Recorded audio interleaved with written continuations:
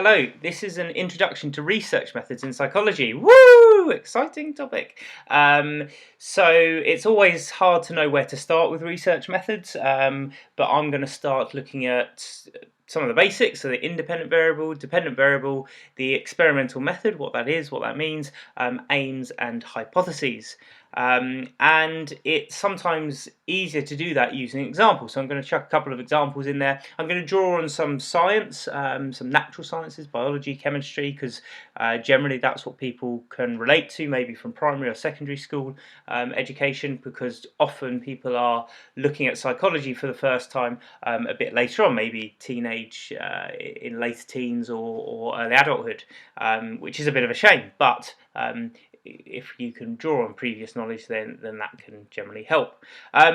First, starting, well, why research methods? What's the point in looking at research? And actually, it's one of the most important parts of psychology.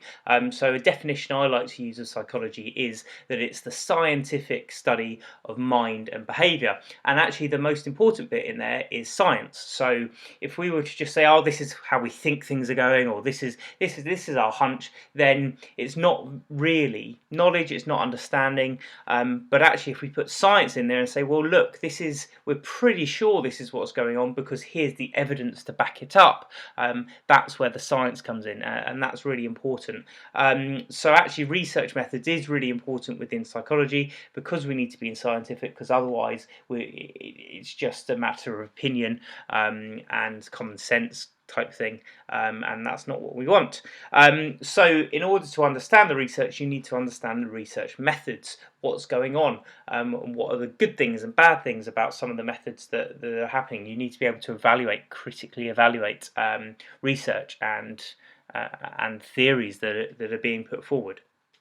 So we start with something called the experimental method. Now there are lots of different research methods and we'll go into what those are later on, but the experimental method means something quite specific. There are lots of different types of experiments, but actually when you hear the word experiment, generally what most people think of is the lab, the laboratory, the lab experiment, and that is the first and one of the most important types of experiment.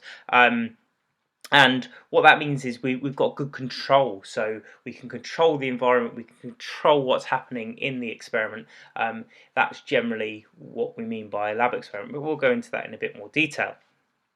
So as I say, from past experience, your understanding of an experiment, a lab experiment, might be from chemistry, it might be from biology. So in chemistry, you look at different chemicals and you'd put them together and you'd want to control what's going on. You wouldn't want anything else to be interrupting the chemicals that you're mixing together to see what the outcomes might be. And that's true in psychology as well. So obviously in chemistry you're looking at chemicals, in psychology we're looking at humans, but we can actually study humans in really controlled environments, and that can tell us something about how we're behaving, how we're thinking. And again in biology, so you might do a laboratory experiment of what type of soil you want to grow is best for growing a particular plant. Daisies, for example. So you might choose garden soil, you might choose soil with gravel in because it might be better for getting the water through to the roots, I don't know. You might choose organic fertilizer, so you might compost or something, or you might choose genetically modified fertilizer. You might want to know what is going on, which of those soils is going to make those plants grow better, the daisies grow better. And so you would test that, wouldn't you? And you would test that in a lab experiment. So you would be measuring the height that they grow. That's how I'm going to decide whether these daisies have grown better and therefore which soil is better. So my height is something that we call the dependent variable. So it's the thing that is dependent on the other thing, the thing that I'm changing, which is known as the independent variable. So I'm changing the soil. I'm changing whether it's garden soil or with gravel in or genetically modified, etc. And I'm expecting that, so that's the IV, the type of soil, the independent variable, and I'm expecting that to have an effect on the DV, how high, how tall these daisies grow. So there's our first terminology that you need to be aware of. And actually we borrow these terms in psychology as well. So we can have independent variables and measure their effect on dependent variables in experiments in psychology, and that's quite a good thing to have. So an example of this might be, I want to know which drink is better for alertness. So I might think, okay, well maybe tea is better, maybe coffee is better, or maybe it's better to be natural and pure and just have water. So you'd be measuring the effects that having a different type of drink has on the outcome, which is alertness. So in this example, think to yourself, you can pause me if you want, what would be the IV and what would be the DV? What's the thing that's changing and what are you measuring? Congratulations, you got it right. The IV is the type of drink which is being consumed. So you as a psychologist could control, you could get participants into a lab and you could say, right, 10 of you are drinking tea, 10 of you are drinking coffee, 10 of you are drinking water. You have controlled the independent variable. And then you'd need to measure their alertness. And you'd expect there to be maybe a difference in those scores, and we'll talk about the predictions, the hypothesis, a bit later on in the video. That actually brings us to another question here, and this term operationalization, and I'll come to that later on. What operationalization is, so another term for you, you've already had IV, DV, now operationalization, is defining your variables. So what do you actually mean by that? Alertness is one thing, but what do I actually mean by alertness? How am I going to measure how alert someone is? So this could be, in this example, I might use reaction time. So I could do maybe the ruler drop test, so I could drop the ruler and see how far down it is, and the quicker someone reacts to that, the different distance they show on the ruler, that could be my reaction time. There's lots of good things on the website, on the internet.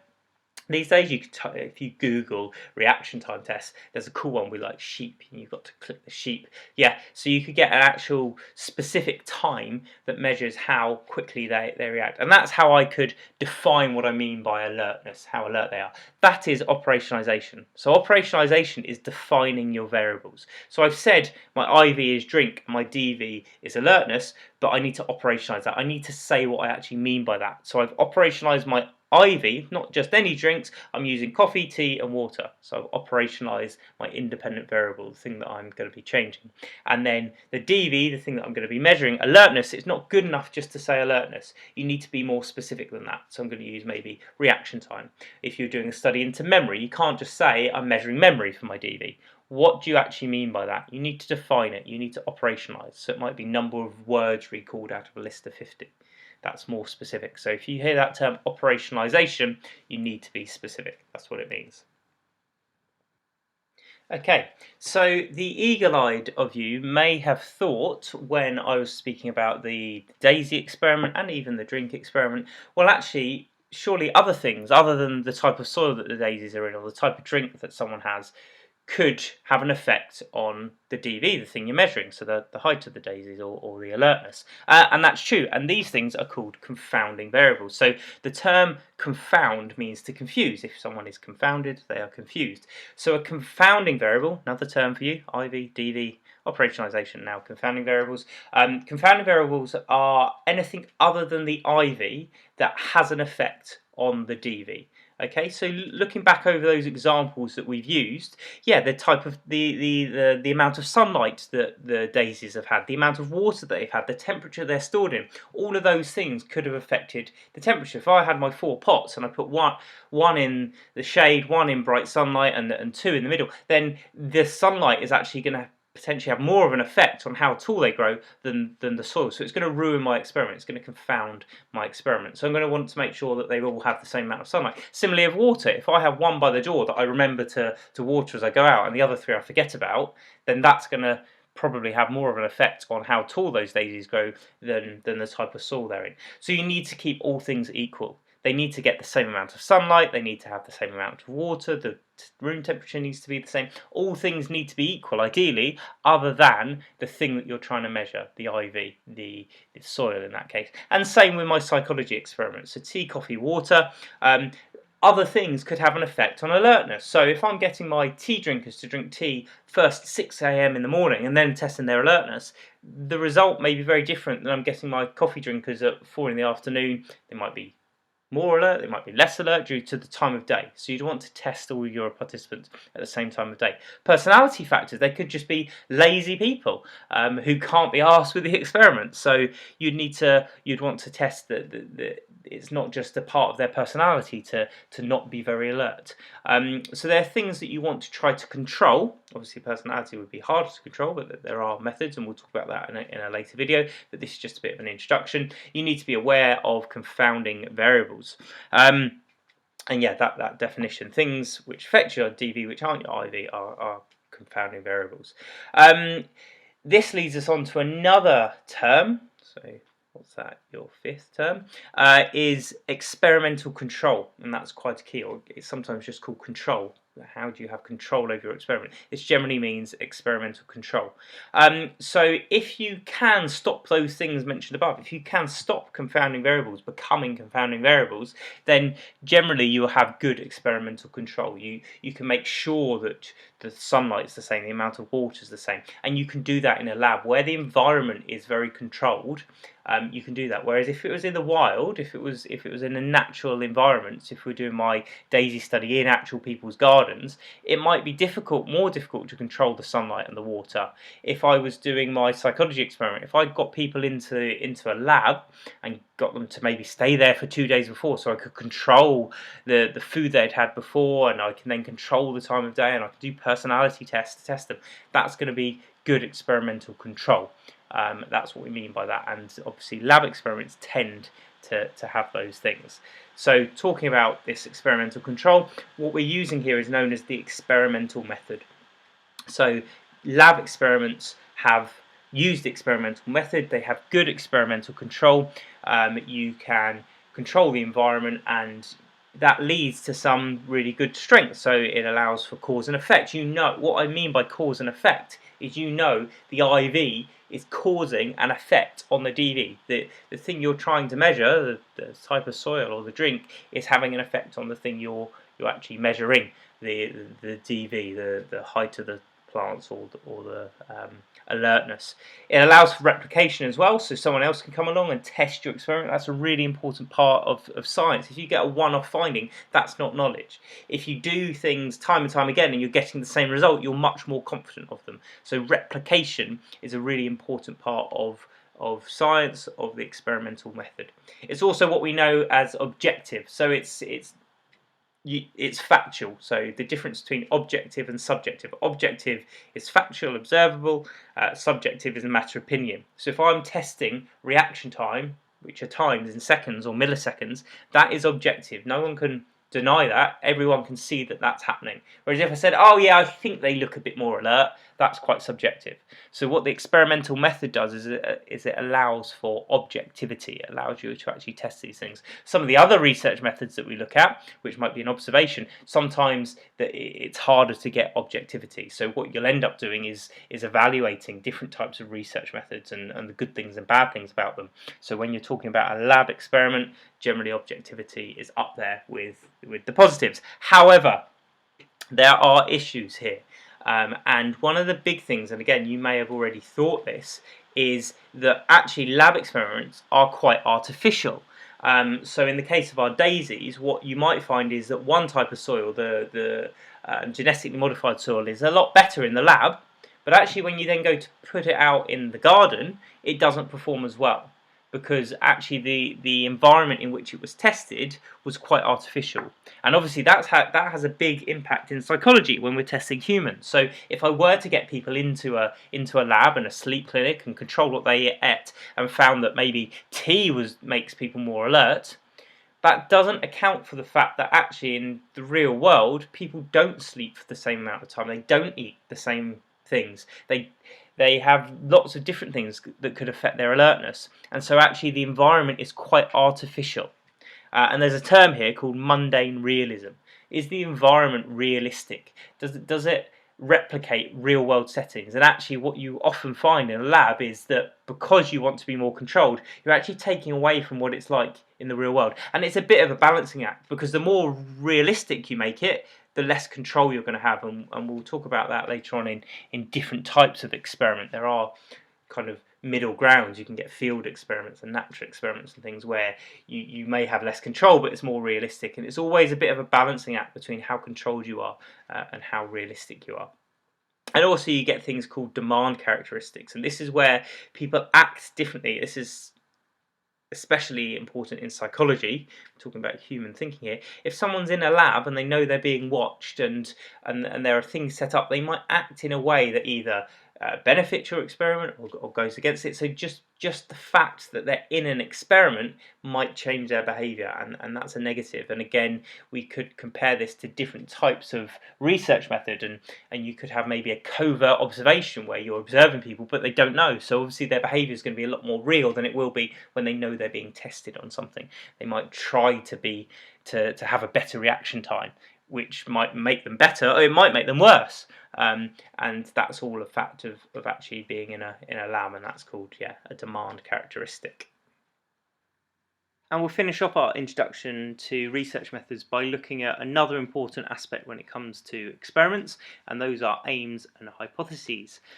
So you need to know the difference between the two. An aim is more general, so it's generally what are you looking at, what's being carried out. So for my psychology experiment that we spoke about here with drinks and attention, alertness, my experiment would be maybe my aim might be to find out the best drink to have before an exam or before attending psychology class or watching psychology videos on YouTube. How do we make people more alert? So that might be my general aim. A hypothesis, you need to know this, is a specific prediction.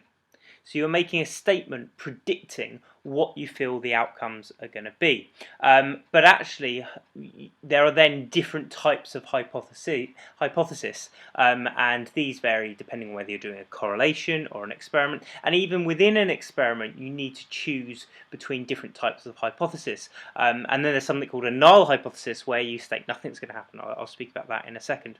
So let's look at the two different types of experimental hypothesis then, as we're talking about lab experiments mainly here. So first you have what we call a non-directional hypothesis. This is otherwise known, and this comes into statistical testing, as a two-tailed hypothesis. So non-directional is two-tailed. And this is where you don't state which way you think the results are going to be, but you say there are still going to be results. So for the experiment that I spoke about before, I would say something like a different drink will have an effect on alertness. So what I'm saying there is, depending on whether you're drinking tea, coffee or water, there's going to be an influence on your alertness. But what I haven't said there is which one's going to make you better. Some might make you worse. I haven't said which way it's going to be, but what I've said is that there will be a difference. The second type of hypothesis you need to be aware of then is directional. And again, in hypothesis testing, in statistical testing, this is known as one-tailed. And sometimes people can confuse differences between non-directional and two-tailed, and directional and one-tailed. I like to remember it as one direction, because that's what makes you beautiful. Oh. Yeah, sorry. So a directional hypothesis is a one-tailed hypothesis, okay? And this is different because it states which way you think the results are going to go. You make a specific prediction. So in this case, I'm going to say drinking coffee will make people more alert. So I've made a prediction there out of which of my three drinks is going to have the biggest effect on alertness. And so that they may be my experimental hypothesis. What you need to know this, what determines whether you use a non-directional or a directional hypothesis, and that is generally past research. So if you've got a big body of past research, if you know other studies have gone before and they've shown a particular direction, you will probably go for a directional hypothesis. You've got some idea of which way your results are going to go. If this is a new study in a new area, or you can't find any past research, then you're going to go for a non-directional hypothesis. You're not as sure which way the results are going to go. Finally then, I mentioned this before, you've got a null hypothesis, and this is actually where you state that there's going to be no results. Sounds a bit weird, I'll try and explain in a second. So for my example, I'd say type of drink consumed will have no effect on alertness. Now the reason for a null hypothesis is actually, you almost get a bit philosophical here, it gets a bit deep, and actually it's very hard to prove anything with certainty. So you know, in terms of probability, you'll start looking at this where later on in research methods, when you start looking at statistical testing, you've got between 0 and 1, 0 being impossible, 1 being certain, 100% going to happen. It's very, very, other than maybe death, it's very difficult to have anything that's certain in life. We can get closer towards it. So it's very hard to prove, and actually that's a word that annoys psychologists. We're not going out to prove something, we're providing evidence to support it. So when you have your, I'll go back, when you have your non-directional or directional hypothesis, it's very difficult to prove these two things. It's hard to do. So what we're actually going out to do is to provide evidence against the null hypothesis. And that's easier to do. It's easier to provide evidence against something than it is to conclusively prove anything. So what you want to be able to do is provide enough evidence against the null hypothesis, and what you hopefully are going to do is reject your null hypothesis at the end of the experiment and say, actually, well, this wasn't true. The type of drink consumed will have no effect. That's not true. And actually what I found is enough evidence to support my experimental hypothesis. So what you might have found there is, yeah, you're going to have two hypotheses in any experiment. You're going to have one null, where you're going to say nothing's going to happen, and then you're going to choose either the directional or the non-directional. So you might have a directional and a null, or a non-directional and a null hypothesis, and that will depend on the past research, as I've said. But you will have a null hypothesis because you're going out to try and find evidence against the null, and you're trying to if you can then reject the null, you can accept the experimental. So there you go, a very brief introduction into research methods. Lots of terminology, and you'll find this. Research methods is the language of psychology, and essentially learning research methods is learning how to speak like a psychologist. And that being said, a site that lots of language teachers use is called Quizlet, and if you don't use it already, I'd highly recommend you making some flashcards. You've already got lots of terms here: directional, non-directional, null, IV, DV, operationalization, experimental method, experimental control. Lots of terms just in this video alone. So, and that's we've only just scratched the surface of research methods. So I suggest making a Quizlet to try and help you to learn some of the information. And if you want to test yourself, you should now hopefully be able to answer some of those questions.